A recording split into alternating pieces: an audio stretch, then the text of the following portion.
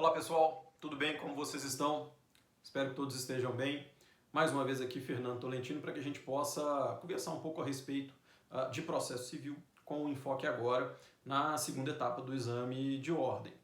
Continuando, né, as nossas aulas, os nossos vídeos, hoje eu quero falar um pouco a respeito da identificação dos macetes, digamos assim, para a identificação da peça processual que vocês irão apresentar. Esse é um ponto extremamente importante. A leitura bem cuidadosa do caso hipotético apresentado.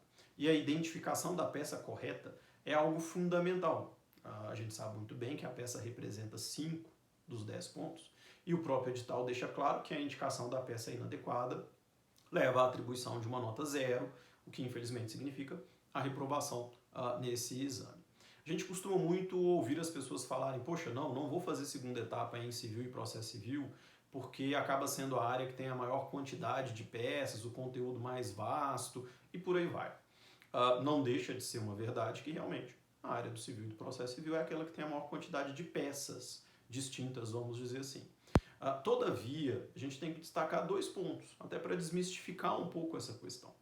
Primeiro, apesar de nós termos aí um elevado número de peças, querendo ou não, essas peças elas vão se concentrar em 3 tipos, ou petição inicial, ou contestação, ou recurso, principalmente petições iniciais. E em segundo lugar, a gente também tem que ter em mente que apesar desse maior número de peças possíveis, as discussões relativas ao direito material, via de regra, não são aquelas discussões mais cabeludas que porventura poderiam aparecer.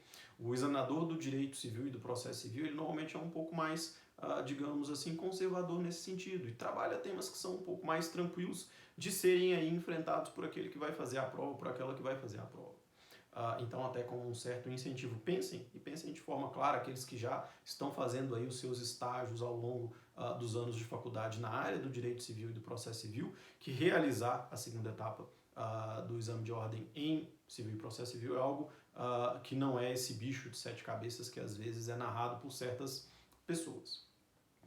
Um primeiro ponto importante, na hora que vocês fazem aí a leitura do caso que foi apresentado, vocês precisam ter a capacidade de identificar se é uma petição inicial, se é uma contestação ou se é um recurso a ser apresentado, para depois definir qual petição inicial ou qual recurso e por aí vai.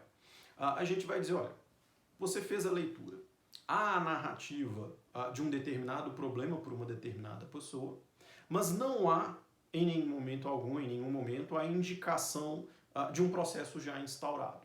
Isso nos leva, muito provavelmente, à apresentação de uma petição inicial. A gente vai ver que existem 3 exceções a essa ideia, daqui a pouco, quando a gente falar da petição inicial, mas num primeiro momento, se eu tenho então a narrativa de uma determinada situação problemática e não há o indicativo de que já existe um processo instaurado, muito provavelmente ali a gente tem a necessidade de se apresentar uma petição inicial. Em segundo lugar, se vocês fazem a leitura, há a narrativa de um caso, de um problema, e já há o indicativo da existência de um processo instaurado, mas não há remissão a uma decisão proferida a ser combatida, vocês muito provavelmente estão no campo da contestação. E um pequeno macete, né? Normalmente no final da narrativa do caso que nos leva à contestação, tem algum tipo de remissão às hipóteses do artigo 335 do Código, porque querendo ou não é o 335 do Código que deixa claro o início da fluência do prazo da contestação. Por fim, ainda nessa primeira parte de identificação do grupo, se você porventura vê a narrativa de um determinado caso, já há um processo instaurado e há a remissão de uma decisão judicial a ser por vocês aí combatida, vocês estão no campo dos recursos, salvo a situação excepcional de uma decisão que já teria alcançado o trânsito em julgado. Mas basicamente, há uma decisão proferida, estão aí pedindo de vocês a redação de um recurso. Pensando de forma mais focada dentro destes 3 grupos. Primeiro grupo da petição inicial, que é aquele que merece uma atenção especial de vocês. Dos nossos 31 exames anteriores, mais eventuais reaplicações, 22 peças foram petições iniciais. Então a gente tem aí um índice realmente elevado, né? Mais ou menos aí 2/3 das peças concentradas em petições iniciais. E isso, com toda sinceridade, é bom, porque querendo ou não, gente, a petição inicial ela tem um roteiro dentro do código que é ali artigo 319 e seguintes. A gente vai falar sobre isso no futuro quando a gente tiver a nossa aula, o nosso vídeo sobre a petição inicial e a sua redação. Poxa, Fernando, mas qual petição inicial? Vamos pensar. Basicamente, vocês podem ter aí um processo de conhecimento ou um processo de execução que será instaurado por essa petição inicial. Qual que é o caminho que vocês devem seguir? Tudo bem? Vocês já chegaram à conclusão, então, que naquele caso será apresentada uma petição inicial. O primeiro passo, gente, é analisar o caso e comparar com o artigo 784 do Código de Processo Civil. O artigo 784 do Código de Processo Civil traz os chamados títulos executivos extrajudiciais. Se o caso narrado traz um daqueles títulos, está sendo aí pedido de vocês a redação de uma petição inicial de um procedimento de execução autônomo. Não, Fernando, não se encaixa em nenhuma daquelas hipóteses do 784. Com toda sinceridade, é muito difícil imaginar a OAB cobrando a petição de cumprimento de sentença. Não faz muito sentido, até porque é uma petição extremamente simples. Seria a mesma ideia de se imaginar, eventualmente, aí, pedir para vocês redigirem embargos de declaração. Isso, infelizmente, não vai acontecer. Então, primeiro foco, 784. Comparou o caso narrado com o 784. Tem um daqueles títulos? É uma petição inicial de procedimento de execução autônoma. Não tem nada do 784? Beleza, então é um procedimento de conhecimento. O que vocês vão fazer?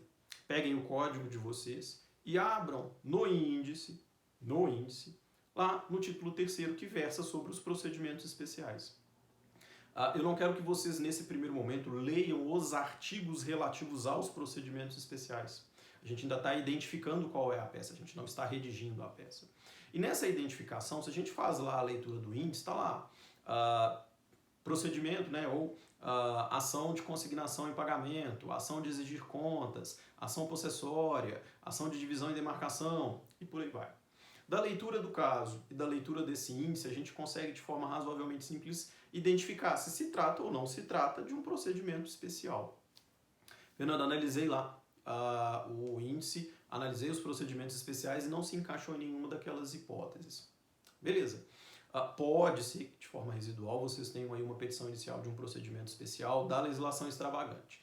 E aí eu peço para vocês 3 atenções. Né? Essas atenções são voltadas para, primeiro, Lei 8.245, que é aí a lei de locações, o ECA, o Estatuto da Criança e do Adolescente, bem como aí a lei de alimentos, porque eventualmente a gente pode ter um procedimento especial de uma dessas 3 áreas. Não é lá tão comum, mas seria possível então um pouquinho de atenção com essas 3. Fernando, não se encaixou em nenhum procedimento especial. Então, muito provavelmente vocês vão fazer uma petição inicial de um procedimento comum, com base lá no artigo 319 e seguintes. Ótimo, sem nenhuma grande dificuldade, sem nenhum grande problema. Ainda no campo da petição inicial, eu quero que vocês tenham aí um cuidado com 3 petições iniciais, que inclusive foram cobradas de forma recente. Eu estou falando da ação rescisória, estou falando aí dos embargos de terceiro e estou falando aí dos embargos da execução. Por que eu estou dizendo isso? Nesses 3 casos, nós teremos aí a narrativa de uma situação onde já existe um processo instaurado, mas ainda assim vocês estão apresentando uma petição inicial. No caso específico da ação rescisória, remissão clara ao trânsito em julgado de uma decisão. No caso específico lá dos embargos de terceiro ou dos embargos à execução, muito provavelmente aí a narrativa de um ato de constrição patrimonial, provavelmente vinculado aí a um processo de execução. E aí a necessidade de se apresentar defesa ou proteção, digamos aí, seja de parte ou de terceiro, desvinculado lá àquela determinada execução. Atenção com esses 3. Fernando, não é petição inicial, é contestação. A gente viu, olha, que na contestação eu tenho a narrativa de uma determinada situação, já há um indicativo de um processo instaurado e não há a narrativa de uma decisão proferida nos autos. Isso está levando a gente para o campo da redação de uma peça de contestação.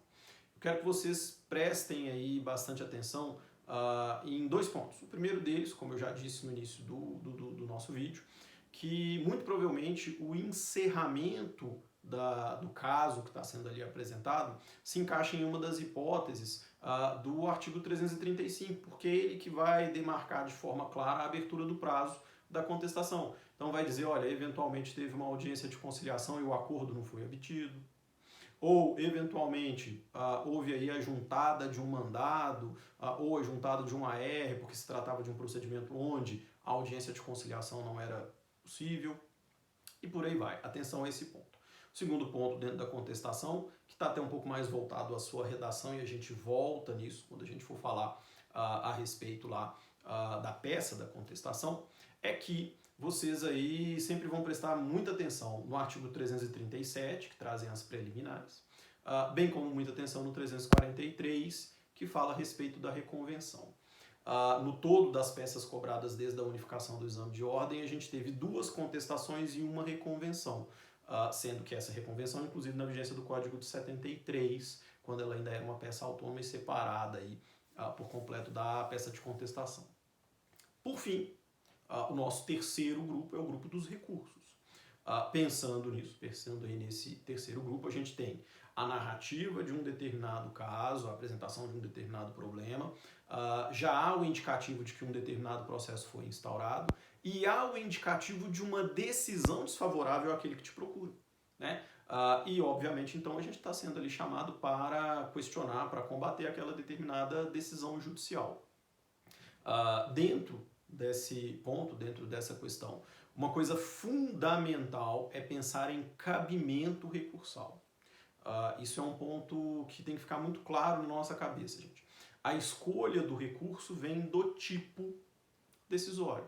Quando a gente tiver lá as aulas sobre as peças recursais, a gente vai focar e vai focar muito a questão do cabimento, porque isso é extremamente importante para a gente identificar se é uma apelação, se é um agravo de instrumento, se é um recurso especial. Mas assim, para deixar um pouco mais fácil o entendimento, construam uma linha do tempo na cabeça de vocês que vai da propositura da ação, do ajuizamento da petição inicial, até o trânsito em julgado. E pensando no âmbito do direito civil e do processo civil, gente, hoje a gente vai ter aí a narrativa de uma decisão interlocutória no curso do procedimento, resolvendo muito provavelmente uma questão incidental ou julgando ali parcela do mérito.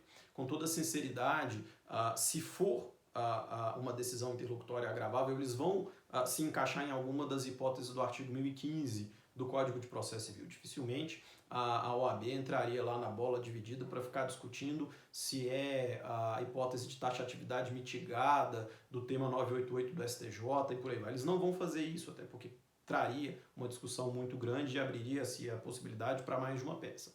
Se for agravo, a gente vai estar lá dentro das hipóteses, muito provavelmente, do 1015 do Código de Processo Civil. O procedimento continua se desenvolvendo, vem uma sentença, seja ela terminativa ou definitiva, a gente está falando aí do cabimento da apelação. De forma bem residual, talvez aí um recurso inominado no juizado, se o caso narrado trouxer um procedimento de juizado, o que a gente não costuma ver dentro do exame de ordem. Agora, já dentro do desenvolvimento do processo em grau recursal, se a gente tem uma decisão monocrática de algum membro, de um desembargador ou de uma desembargadora, a gente tem a possibilidade do uso do agravo interno. E, por fim, ao final, aí um acórdão no julgamento, né, por uma câmara ou turma, dependendo do tribunal que foi indicado no caso. Esse acórdão, gente, teoricamente falando, poderia ser desafiado ou por recurso especial ou por recurso extraordinário. Mas, com toda sinceridade, a gente está trabalhando o quê? Processo civil. Recurso especial, que é aí direito civil e processo civil, né? Interpretação, aplicação, vigência da norma infraconstitucional federal. A gente vai, inclusive, falar nas aulas sobre petições, aí focando na ideia, né, nas petições recursais, na ideia do agravo de instrumento, da apelação e do recurso especial, que são aqueles que normalmente são cobrados. A título de exemplo, a gente tem aí 9 peças nos exames unificados, que são recursos, uma incidência razoável. Naquilo que diz respeito à identificação da peça, gente, era o que eu gostaria de conversar com vocês nessa aula. A gente ainda vai conversar sobre cada uma dessas peças em separado nos nossos próximos encontros. Queria agradecer a todos que chegaram até aqui e caso você tenha gostado do nosso conteúdo, divulgue aí para todas essas pessoas que também estejam, assim como você, nessa etapa, nesse momento de preparação para o segundo, né, a segunda etapa do exame de ordem. Um abraço para vocês e até a nossa próxima conversa, a nossa próxima aula.